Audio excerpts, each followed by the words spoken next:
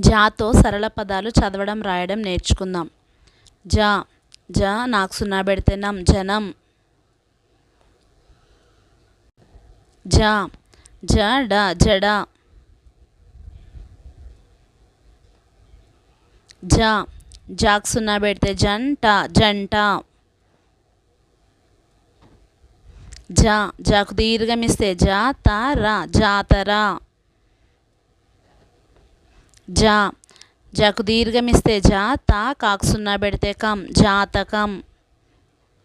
జా జాగా డాకు సున్నా పెడితే డం జగడం.